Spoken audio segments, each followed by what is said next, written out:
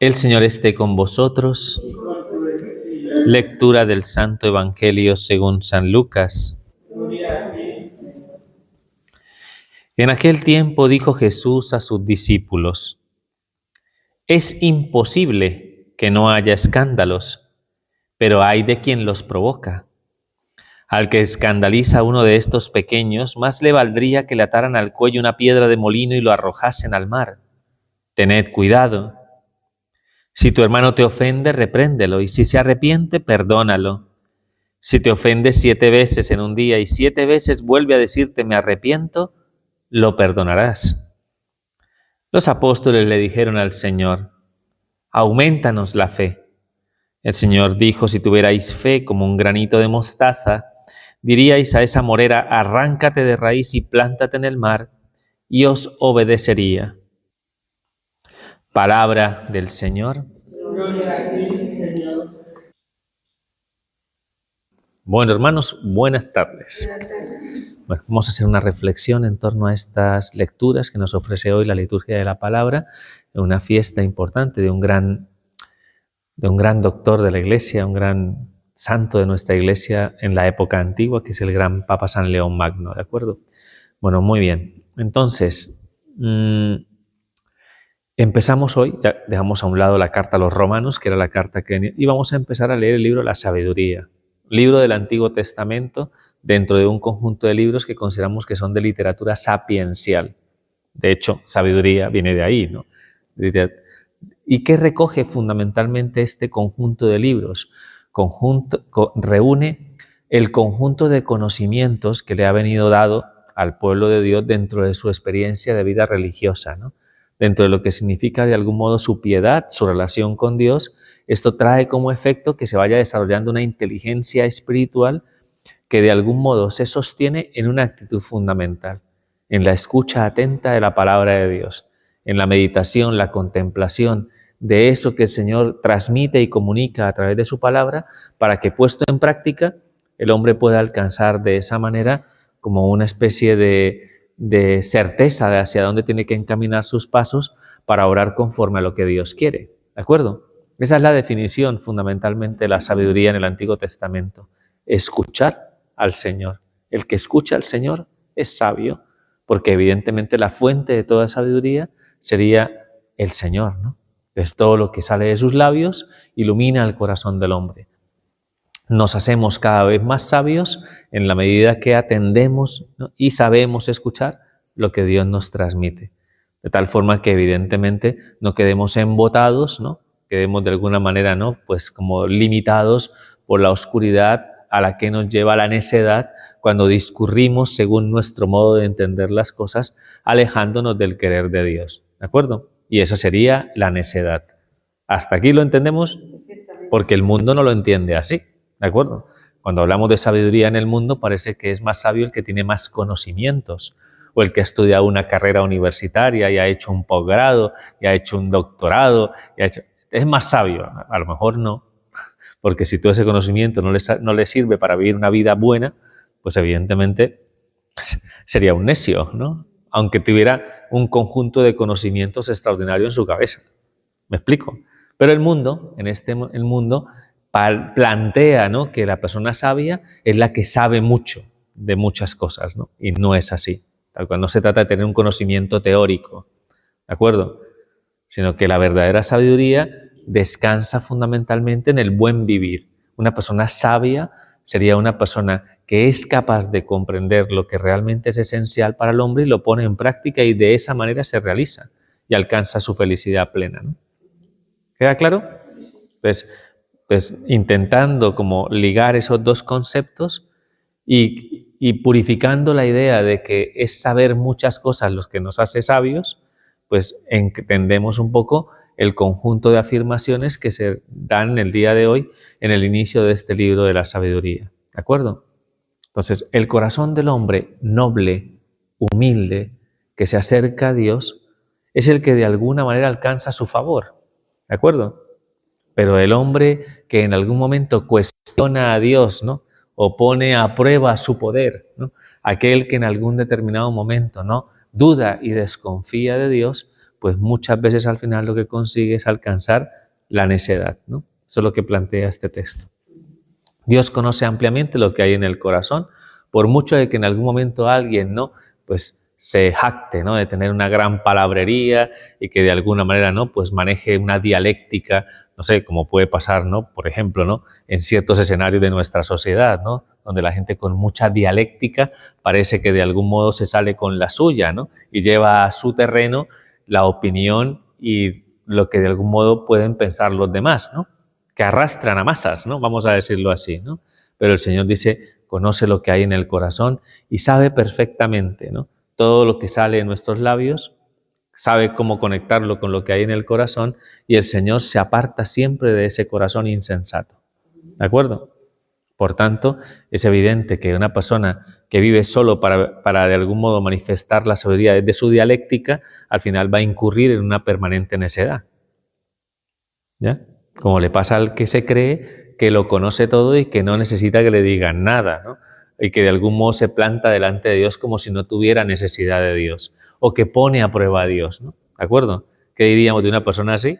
Una persona soberbia, es una persona que de alguna manera, ¿no?, como que se muestra incapaz, ¿no?, de, en realidad lo que dice la palabra, de rendirse, ¿no?, ante lo que es fuente de la verdadera sabiduría, que es la palabra de Dios, ¿no?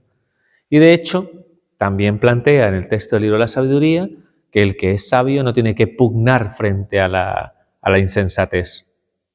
¿Ya? O sea, no responde ante la provocación de la insensatez. Ya sabéis que cuando tú te encuentras a una persona necia, por más de que le expliques, por más de que le digas, no hay forma humana de que lo entienda si de alguna manera está solamente afianzado en su forma de ver las cosas y en su criterio, ¿no? Entonces, por eso el sabio no se desgasta. O sea, no entra en esa diatriba, en esa que a veces nos pasa, ¿no? Que queremos intentar que una persona se dé cuenta que si la persona no abre su corazón a Dios, si está cerrada en sí misma y no va a ser capaz de alguna manera, ¿no?, de atender a ningún criterio que no sea el propio o el suyo. Y por eso normalmente las personas que son así tienden de alguna manera, ¿no?, pues a ser muy necias, o sea, muy, no sé si me entienden, ¿no? O sea, a incurrir en ciertas actitudes y comportamientos que desde fuera se ven pues como incongruentes, como inconsistentes en sí, ¿no? Además, porque normalmente la falta de sabiduría trae inquietud, desasosiego, ¿me explico? Porque no descansas en Dios. El que es verdaderamente sabio sabe descansar en Dios y sabe de alguna manera que el Señor va por delante. Sabe que al final, ¿no?, la verdadera sabiduría no se impone. ¿Me explico?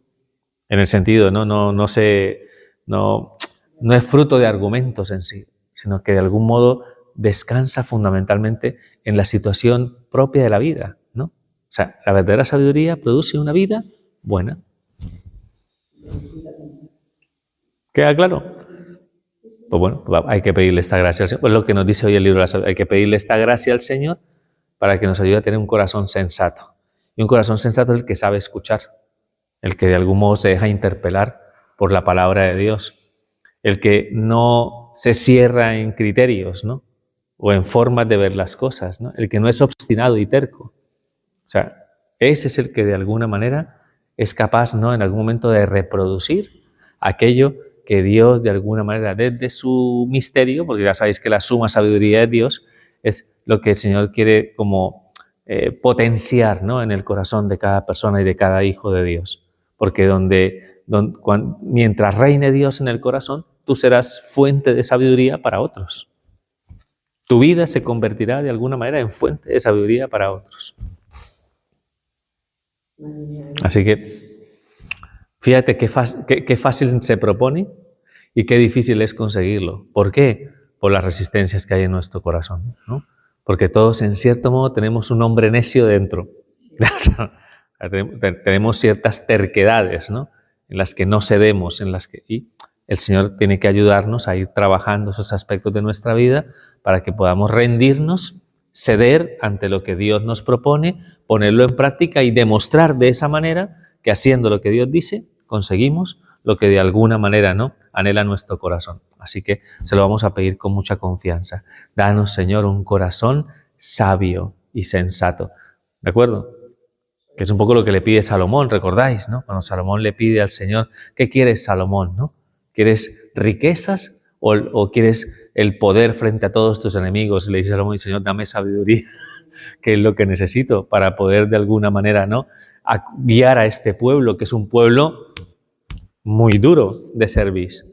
El Señor le dice, precisamente porque has pedido sabiduría y no has pedido riquezas ni has pedido poder, yo te daré sabiduría y junto con esa sabiduría un fruto, que es la vida plena, la vida buena, colmada de riquezas y colmada, ¿no?, de bendiciones. Fíjate tú. Sí, no sé si me entendéis, ¿no? A veces tenemos que ser conscientes que no sabemos pedir lo que realmente conviene, ¿no? Entonces, que el Señor nos conceda la gracia de tener ese corazón sabio, ¿no?, para saber entender y saber comprender por qué Dios tiene que trabajar en algunas facetas de nuestra vida y de nuestro corazón.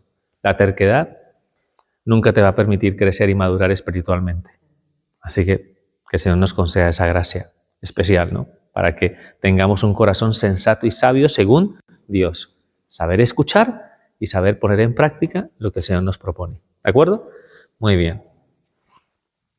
El Evangelio que hemos escuchado en el día de hoy tiene 3 partes, ¿de acuerdo? Son 3 mensajes concretos. Lo primero que habla es de los escándalos, ¿no? ¿Saben qué es escandalizar, no? Escandalizar es en algún determinado momento llevar a las, digamos, desconcertar a las personas en la necesidad de alguna manera de apoyarnos mutuamente en el camino hacia Dios. ¿De acuerdo? Tú escandalizas cuando en lugar de llevar a Dios, ¿no?, de alguna manera, conduces a las personas hacia la perdición. ¿Me explico? Tan sencillo como eso. No sé, si nosotros de alguna, por ejemplo, escandalizamos de muchas, no solamente pensad en los pecados públicos graves, ¿no?, que se pueden cometer en un determinado momento, porque alguien diría, claro, estos son los sacerdotes que abusan, ¿no? No, es que escandalizamos con nuestro comportamiento y nuestras actitudes carentes de caridad, por ejemplo. O sea, entonces tenemos que tomárnoslo muy en serio, porque no penséis que esto se dice por unas situaciones muy concretas, ¿no? O por el que de alguna manera roba, o por el que, me explico, cosas de estas que uno diría, madre mía, claman justicia a Dios, pero es que en el fondo estamos hablando que escandalizamos cada vez que nuestra actitud y nuestro comportamiento no manifiesta la sabiduría de Dios. Y ya saben que se manifiesta a través de la vivencia plena de la caridad, ¿no? Cuando tú, estando en la iglesia y en las cosas de Dios, tratas sin misericordia a tu prójimo, cuando le juzgas y le condenas, o sea, estás escandalizando con tu actitud y con tu comportamiento. ¿Digo? Entonces, pues eso que dice, más le valdría a esa persona, ¿no?, amarrarse, ¿no?, una piedra de molino al cuello y arrojarse al mar. ¿No han visto las piedras de molino cómo son? Las piedras de molino son unas cosas inmensas que si te atan ahí al cuello es que tú no sales de ahí del mar de ninguna manera. No sé si me entendéis, ¿no? O sea, es algo que uno diría, ostras. Entonces el Señor de alguna manera nos mueve a que nos tomemos muy en serio, el que nuestra vida en cierto modo sea ejemplar. No por nuestro esfuerzo, sino por nuestra acogida a la gracia. Si obramos conforme a la gracia, daremos un buen ejemplo y daremos testimonio de la experiencia del amor de Cristo en el corazón. Pero si de alguna manera nos llenamos más de nosotros mismos y de nuestros egoísmos, etcétera, etcétera, pues evidentemente lo que sale de nosotros, el fruto, tendería de algún modo a escandalizar al prójimo y le impediría, ¿no?, le impediría poder reconocer a través de nosotros, estamos llamados a ser luz del mundo y sal de la tierra, le impediría de alguna manera encontrar el camino hacia el cielo, ¿no? Entonces, hay que tomárselo muy en serio, ¿no? ¿De acuerdo? Hay que ser en ese aspecto, pues, dóciles y tener ahí como ese santo temor de Dios y decir, bueno, Señor, entonces trabaja y purifica nuestro corazón para que no seamos motivo de escándalo para nadie, ¿no? ¿De acuerdo? Y ojalá en cada una de nuestras acciones intentemos siempre reflejar que tu vida se está manifestando en nosotros, ¿no? ¿De acuerdo? Ejemplo de eso, lo siguiente de lo que habla el Señor a través de la palabra, ¿no? ¿De acuerdo? Es el hecho de ser misericordiosos con el prójimo, ¿no? Si de algún modo tu prójimo te ofende y se arrepiente, pues le has de perdonar. Y si 7 veces el mismo día, ¿no?, se equivoca contigo y de algún modo te pide perdón, pues las 7 veces le has de perdonar. ¿Quién entiende esto? Esto no se entiende. No se entiende. El Señor te tiene que poner en el corazón. Aquí pongo el límite en la segunda. Cuanto mucho. ¿Me explico? Ya con mucho es la primera, con que metas la pata en una segunda, es muy probable que entre nosotros de algún modo el trato sea un trato muy inquisitivo y carente, ¿no?, de misericordia. ¿De acuerdo? Entonces, pues el Señor nos pide tener esos sentimientos, ¿no?, de compasión y de paciencia para con el prójimo, sabiendo que de alguna manera, ¿no?, al final todos y cada uno de nosotros somos pecadores, ¿no? Ninguno de nosotros tiene que juzgar al prójimo partiendo del hecho de que es irreprensible, en primer lugar. Y segundo, que creo que lo que todos querríamos ante la conciencia de nuestras propias fragilidades es que nos perdonaran. Todos lo querríamos. A todos nos viene bien acoger el perdón cuando se nos ofrece. Cuando Dios nos dice te perdono, a todos eso nos suena, ¡buah!, nos da una tranquilidad y una paz extraordinaria. Pero no somos capaces de ofrecerle eso mismo al prójimo. Entonces por eso el Señor hace ese llamado, ¿no?, propio de su sabiduría, desde la insistencia de su condición de Dios, ¿no? El que de alguna manera practica la misericordia es sabio, según Dios. Porque eso produce un fruto en su corazón, construye, ¿de acuerdo? Engendra vida en sí, porque el perdón engendra vida, ¿no? Entonces, pone el 7 para que de alguna manera entendamos que siempre, ¿de acuerdo? Ya sabéis que Pedro no entendió esto. Y Pedro le preguntó, ¿de verdad, maestro, 7 veces? Y le dijo, no, Pedro, 70 veces 7. Como para ver si le quedaban dudas, ¿no?, de que realmente el Señor nos invita a tener un corazón misericordioso y saber comprender, entender la situación del corazón del hombre que sufre como consecuencia de su propia iniquidad, de su propio pecado. Es compasión lo que en definitiva, ¿no?, va ligado, ¿no?, a la práctica de la misericordia y la compasión hacia el prójimo. ¿De acuerdo? Así que vamos a pedir esa gracia especial para que el Señor nos ayude. Y después de todo esto, pues evidentemente no podía ser de otra forma, los discípulos dijeron, entonces aumentanos la fe. Claro, nos cuesta entender todo esto, debemos confiar en ti, confiar en tu palabra, que si hacemos esto y no nos dejamos llevar por nuestros impulsos, ¿no?, más instintivos, pues Señor, entonces que confiemos en tu palabra, aumentanos la fe.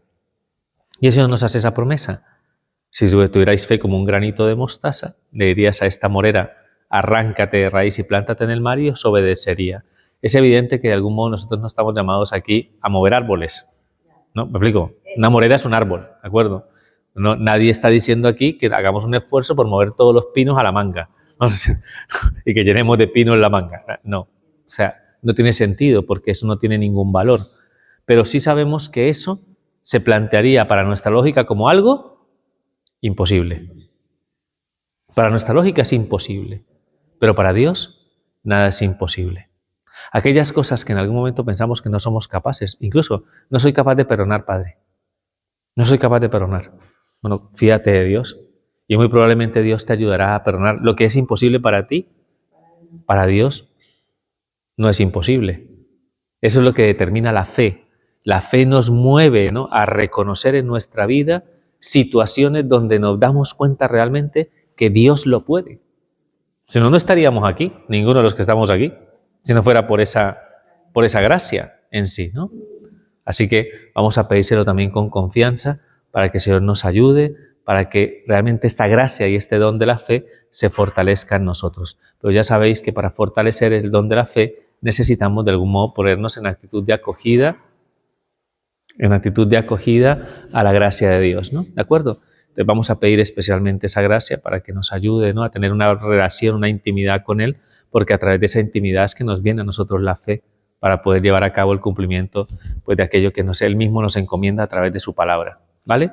Muy bien, y nada, pues nos encomendamos a San León Magno, es un papa importantísimo, por ahí en el siglo V más o menos, que es donde él lleva a cabo, realiza, ¿no?, su pontificado, un tiempo bastante difícil porque era el tiempo en el que el Imperio Romano empezaba su decadencia, empezaron los pueblos bárbaros del norte a invadir y a hacer estragos, ¿no? Ahí vienen, ¿no?, los bárbaros, ¿no?, que llegaban a los sitios y arrasaban con todo, robaban todo, en fin, ¿no? Había mucha zozobra en la Europa esta romana como consecuencia de las incursiones de los pueblos bárbaros. Pues Papa San León, de alguna manera, ¿no? Pues lo recordamos siempre como una persona que estuvo siempre dispuesta, ¿no?, a ponerse delante, ¿no?, del pueblo de Dios para que de alguna manera, ¿no?, no se cometieran atrocidades, ¿no? Supo en algún momento lidiar con esa situación y ofrecer de alguna manera no sé, como ofrecer como una especie de solución amistosa, ¿no?, en sí, para que no fueran las personas las que sufrieran las consecuencias de la actitud que tenían estos pueblos de buscar las riquezas, ¿no?, en sí, ¿no?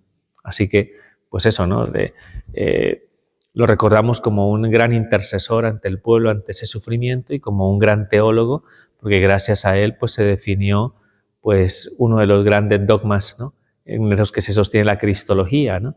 Y es que de alguna manera en Cristo, como persona divina, por tanto de naturaleza divina, se ha de alguna manera llamémoslo así, hipostasiado, ¿no?, que es como decir que se ha unido la naturaleza humana, y por tanto en la persona del Verbo hay dos naturalezas, la humana y la divina.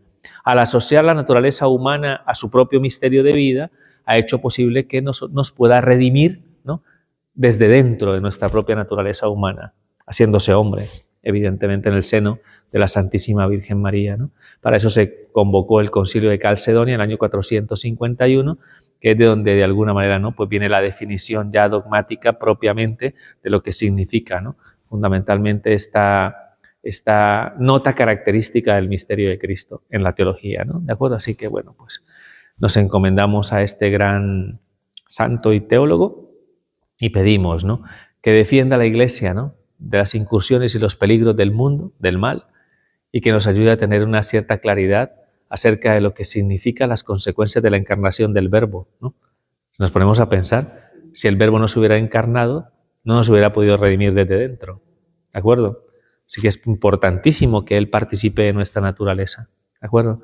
Así que nada, pues ha sido un detalle y una delicadeza de parte de Dios condescender a nuestra débil condición para poder redimirnos. Y eso tiene que llenarnos de mucha gratitud y de mucha adoración, ¿no?, por lo que ha hecho el Señor por nosotros. Así que nada, continuamos la celebración de la Eucaristía y le pedimos al Señor eso, que nos dé un corazón sensato y sabio, que sepa escuchar al Señor y que sepa de alguna manera, ¿no?, dejarse conducir y dejar que el Señor saque todo el potencial que podemos dar a través, ¿no?, de la fuerza y la contundencia que tiene su palabra.